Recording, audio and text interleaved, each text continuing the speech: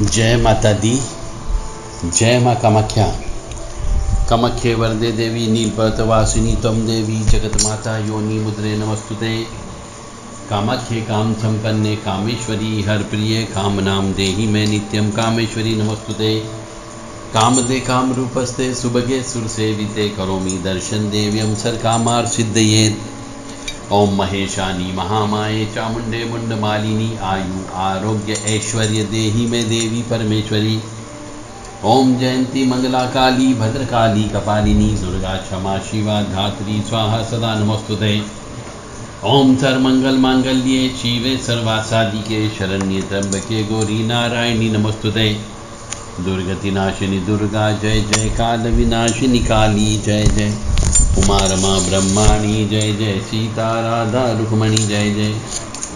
महालक्ष्मी नमस्तुभ्यं सुरेश्वरी हरिप्रिये नमस्तुभ्यं दयानिधि। काली काली महाकाली काली के परमेश्वरी सर्वानंदकरी देवी नारायणी नमस्तुते। काली काली महाकाली काली के परमेश्वरी सर्वानंदकरी देवी नारायणी नमस्तुते। दुर्गति नाशिनी दुर्गा जय जय काल विनाशिनी काली जय जय। उमा रमा ब्रह्माणी जय जय सीता राधा रुक्मणी जय जय। महालक्ष्मी नमस्तुभ्यं सुरेश्वरी हरिप्रिये नमस्तुभ्यं दयानिधि। देव राधा ट्रस्ट की तरफ से सत्यवाणी की प्रस्तुति।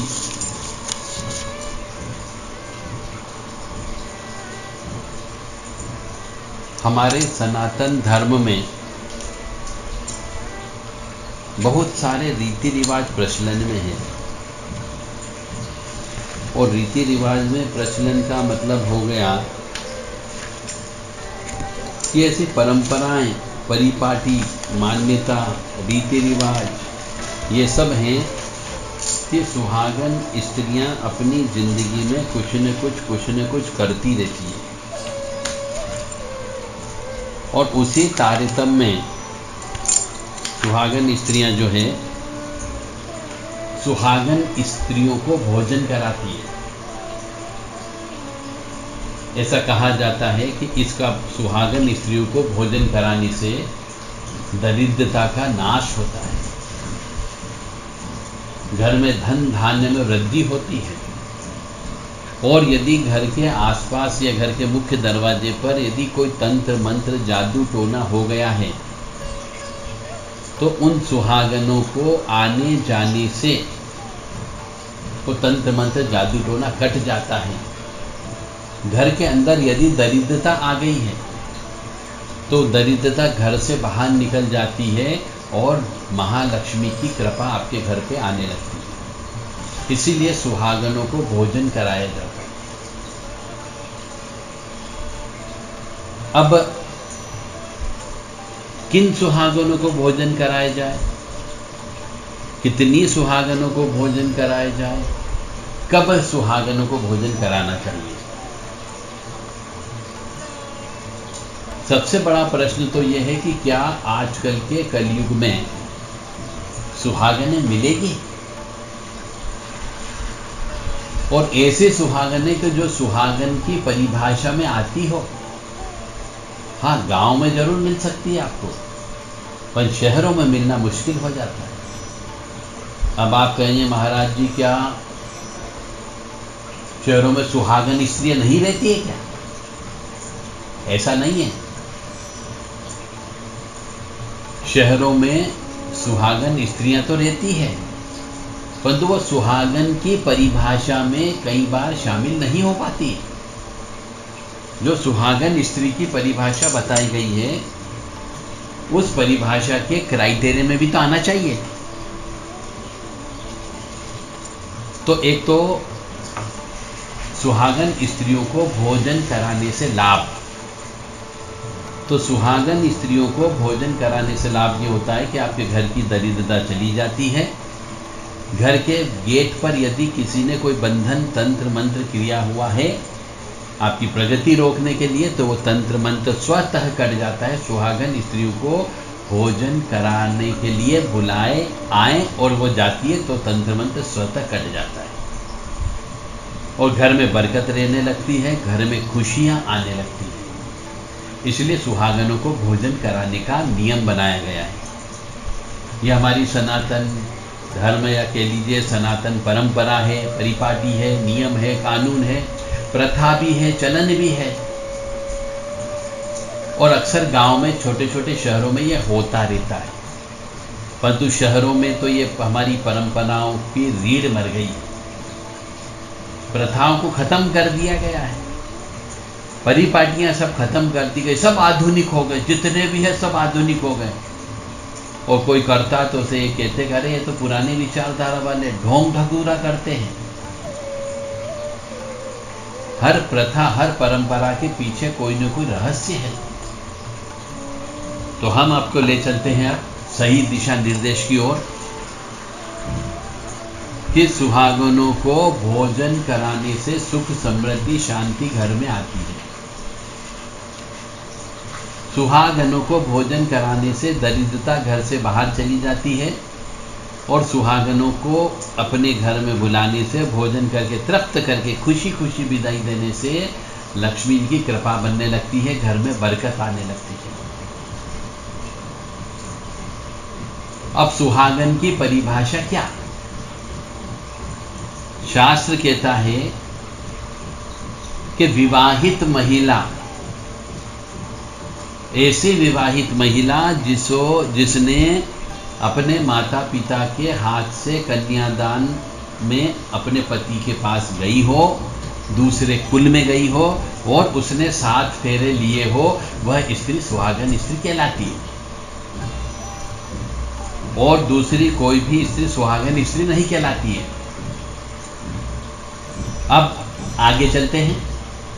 मतलब आपको ऐसी स्त्री को ही बुलाना है जो अपनी आंखों के सामने आपने देखा हो कि हाँ, उसके माता पिता ने उस लड़की का कन्यादान किया है और उसने 7 फेरे लिए हैं और वर्तमान में वो अपने पति के साथ रहती हो और पति के साथ झगड़ा नहीं करती हो और पति के माता पिता की सेवा करती हो, पति को परमेश्वर मानने वाली हो, हिंदू सनातन धर्म के नियम कानून का पालन करने वाली हो, व्रत उपवास रखने वाली हो, 30 त्योहारों को मानने वाली हो, सनातन धर्म में विश्वास रखने वाली हो, सत्यत्व स्त्री हो, पतिव्रता स्त्री हो, वह सुहागन स्त्री कहलाती है। अब आप समझ गए होंगे कि सुहागन स्त्री किसे कहा जाता है। अब आप खुद देख लो अपने आसपास, ऐसी कितनी स्त्रियां सुहागन होगी। अब हम अगली रहस्य की ओर लेकर के जाते हैं आपको कि ऐसी स्त्री जो अपने पति के साथ में यानी किसी पुरुष के साथ में भाग करके विवाह करती हो, चाहे वो कोर्ट मैरिज करती हो या बिना कन्यादान के, बिना माता पिता की परमिशन के फेरे ले लेती है, उसे कन्यादान नहीं माना गया।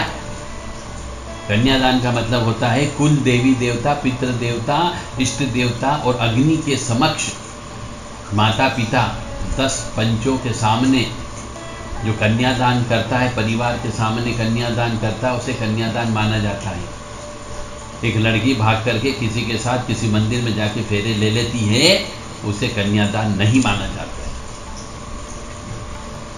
तो ऐसी स्त्री जिसने भाग करके शादी की हो, वो सुहागन स्त्री की परिभाषा में नहीं आएगी धर्म के अनुसार। ऐसी स्त्री को आपको सुहागन के रूप में नहीं बुलाना है और भोजन नहीं कराना है। ऐसी स्त्री जो विधवा हो गई थी पहले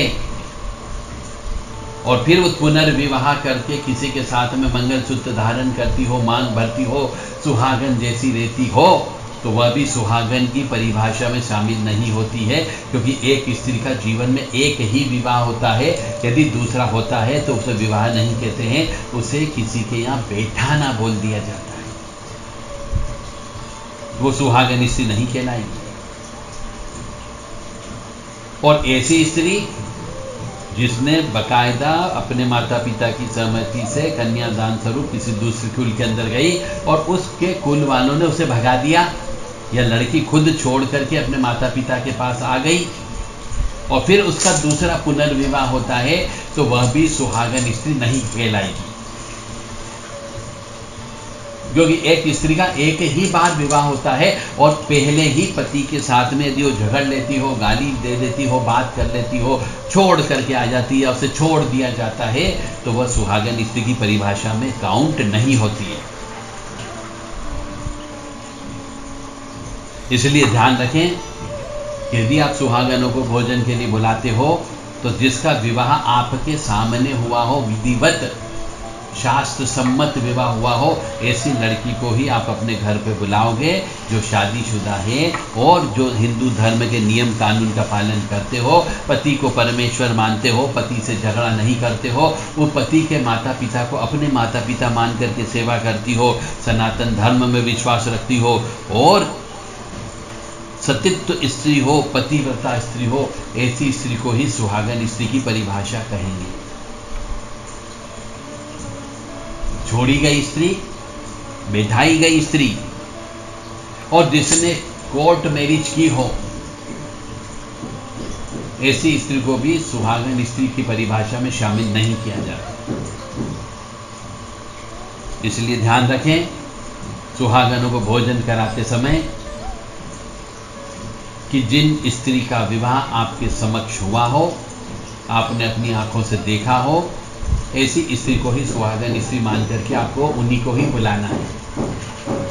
कलयुग में हो सकता है कि आपके आसपास कुछ व्यक्ति आकर के रहने लग जाएं, उनके बच्चे भी हों, परंतु आपको नहीं मालूम कि उसने भाग करके शादी करी थी, कि यह विधवा स्त्री है, कि छोड़ी गई स्त्री है जो दोबारा से विवाह करके इसके साथ रह रही है। तो ऐसी स्त्री को आपको नहीं बुलाना है,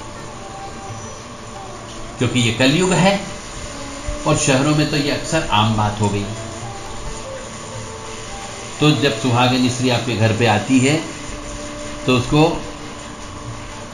सुहाग का सामान आपको देना है, श्रृंगार का सामान देना है, मीठा भोजन ही करवाना है, नमक नहीं खिलाना, क्योंकि वो साक्षात लक्ष्मी रूपा है और लक्ष्मी रूपा को लाने की लक्ष्मी है, तो लक्ष्मी जी को नमक नहीं खिलाया जाता, मीठा भोजन कराया जाता है, ड्राई फ्रूट खिलाए जाते हैं, खीर खिलाई जाती है, हलवा खिलाया जाता है, मीठा भोजन कराया जाता है, फल दक्षिणा दान में अवश्य दी जाती है, कपड़ा दिया जाता है और चूड़ियाँ दान में दी जाती है। तो सुहागन स्त्री को बुला करके सुहाग का सामान दान में दें, फल दें, दक्षिणा दें और हंसी खुशी से, खुले दिल से, प्रसन्न मन से उनका स्वागत करें और भोजन कराएं।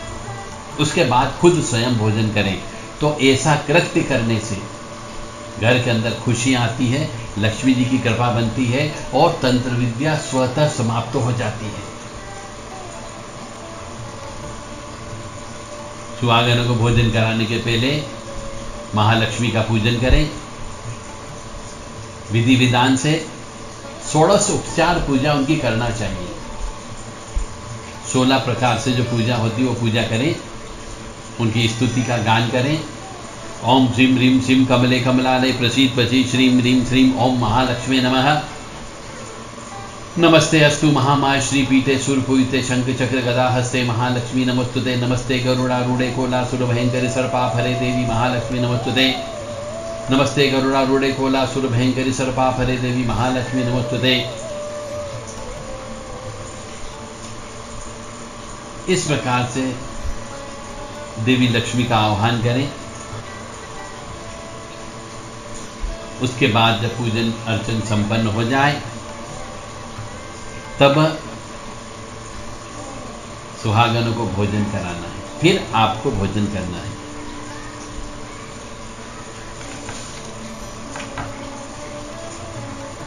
ये हुई घर के अंदर की गरीबी दूर करने का तरीका, जो पुराने परंपरागत रीति रिवाज के अनुसार था। अब एक रहस्य और बताने जा रहे हैं। शायद मैं जो अब आगे बोलने जा रहा हूं उसको बहुत से मनुष्यों के दिल दिमाग पर नहीं उतरेगा, पर जो सच्चाई है वह सच्चाई ही सत्यवाणी कहता है। सत्यवाणी का मतलब ही यह है कि वो सच्चाई जो वास्तव में आखिरी तक सत्य ही बनी रहेगी। बहुत से कहते हैं साहब कर्म करो फल मिलेगा, कर्म करते रहो, भाग्य खुल जाएगा। और मैं कहता हूं कि भाग्यम फलति सर्वत्र न विद्या न च पौरुषम, यानी कि भाग्य ही फल देता है, विद्या और पौरुष फल नहीं देता है। अगर विद्या या पौरुष फल देता तो सभी शिक्षा प्राप्त करने वाले, सभी पौरुष करने वालों को एक ही समान फल मिलता, किंतु ऐसा नहीं होता है। भाग्य सबका अलग अलग होता है। चाहे एक क्लास के अंदर यदि 40 बच्चे पढ़ते हैं, 50 बच्चे पढ़ते हैं, तो सबका भाग्य अलग अलग होता है, अलग अलग नंबर प्राप्त होते हैं। कोई फर्स्ट क्लास पास होता है तो कोई सेकंड क्लास, कोई थर्ड क्लास और कोई फेल भी हो जाता है, परंतु सभी पास तो हुए। और जो पास हुए सबका भाग्य एक जैसा नहीं होता है। कोई सर्विस करने चला जाता है, कोई नेता बन जाता है, कोई ऑफिसर बन जाता है, कोई इंस्पेक्टर बन जाता है, कोई बिजनेस करता है, और किसी के भाग्य में कुछ भी नहीं होता है, तो उसे पढ़ाई लिखाई का कोई फल भी प्राप्त नहीं होता है। तो भाग्यम फलति सर्वत्र, मतलब भाग्य ही सब जगह फल देता है। न विद्या न च पौरुषम, अगर विद्या या पौरुष फल दिए होते तो हर व्यक्ति सुखी रहता। पर कई बार हमने देखा कम पढ़ा लिखा भी भाग्य की वजह से बहुत ऊंचाइयों तक पहुंचता है और राजा जैसी जिंदगी जीता है। यह उसके भाग्य का फेल होता है। एक और उदाहरण दे देते हैं कि समुद्र मंथन हुआ, सभी ने अपना अपना मेहनत किया, सभी ने अपना अपना पराक्रम किया, सभी ने पौरुष दिखाया, पर विष्णु जी को लक्ष्मी जी की प्राप्ति हुई और शंकर जी को विष प्राप्त हुआ। ऐसा क्यों? यह भी भाग्य का फल था। और भाग्य को खोलना हो तो स्त्री की पूजा करना है आपको,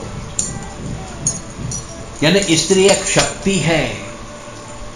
स्त्री के द्वारा ही पुरुष का भाग्य संपन्न होता है, और जो स्त्री की उपासना करता है, जो स्त्री को सुख देता है, उसका भाग्य भी साथ देता है। यह सत्य है। इसलिए स्त्री की सेवा करो। घर में जो स्त्री होती है, धर्म पत्नी होती है, सुहागन स्त्री होती है, वो साक्षात लक्ष्मी रूपा है। उसके कहे अनुसार चलो। उस स्त्री के ऊपर कभी हाथ मत उठाओ। स्त्री से प्रेम व्रत व्यवहार करना है आपको, उसका कहना भी मानना है, और स्त्री से कभी गाली से बात मत करो। और स्त्री की जो आवश्यकता होती है वो आवश्यकता अवश्य पूरी करो, चाहे वो आवश्यकता कपड़ों की हो, आभूषण की हो, खाने पीने की हो, वो अवश्य आप पूरी करें। जय माता दी, जय मां कामाख्या। मैं पुनः कहूँगा, भाग्यम फलति सर्वत्र न विद्या न च पौरुषम, यानी भाग्य ही फल देता है, विद्या और पराक्रम नहीं देता है। माँ भगवती जगत जननी आपको सुखी रखे, स्वस्थ रखे, प्रसन्न रखे।